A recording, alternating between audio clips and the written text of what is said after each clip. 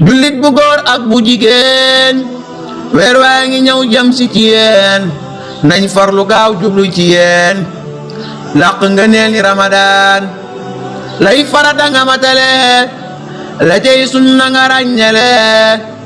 loo ci xamul bul jëllale leerlul ci weer wi Ramadan say kàddu it rafetalal sa jaamu gi na nga matal saw yaramit nang ko yiwal ci barke weeru Ramadan. bismillah asalaamaaleykum wa rahmatullah guddi ñaar fukk ak juróom ku ci julli juróom ñett rakka nga bu ci ginnaaw faatiha qul huwa allahu ahad ñeenti yoon bala moo jóge fa mu ko doon jullee des na ko jéggal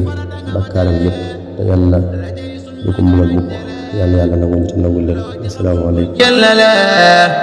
leerlul ci weer wi Ramadan. waaye nag di tàllal loxo ëllëg quraanul karim képp koo xam ne daara ñor na ko alxuraan ñor na ko ñoo ngi sàkku sa doole sa ñàkk ci liggéey bii moo xam aide matériel la wala financière ana doomi daara yi ana ñi daara defar liggéey baa ngoog sunu objectif daaji na toll ci 10 millions vous pouvez y participer via Wave au 77 577 53 77 pour plus d'informations appelez-nous sur ce même numéro masalul ladina yunfiquna amwalahum fi sabilillah.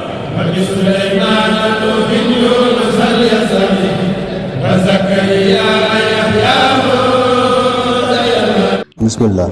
Touba ñu ngi jàpp 5h37 dog 19h21 Diourbel ñu ngi jàpp 5h38 dog 19h22 Dakar ñu ngi jàpp 5h43 dog 19h27 Thiès ñu ngi jàpp 5h41 dog 19h25 Kaolack Fatick Kaffrine Ziguinchor ñu ngi jàpp 5h39 di dog 19h23 Sédhiou ñu ngi jàpp 5h32 di dog 19h16 Tamba Kédougou ñu ngi jàpp 5h29 di dog 19h13 Matam Kolda ñu ngi jàpp 5h32 di dog 19h16 Saint-Louis Louga ñu ngi jàpp 5h35 di dog 19h19. jullit bu góor ak bu jigéen weer waa ngi ñëw jëm si ci yéen nañ farlu gaaw jublu ci yéen làq nga neeli Ramadan lay farata nga matale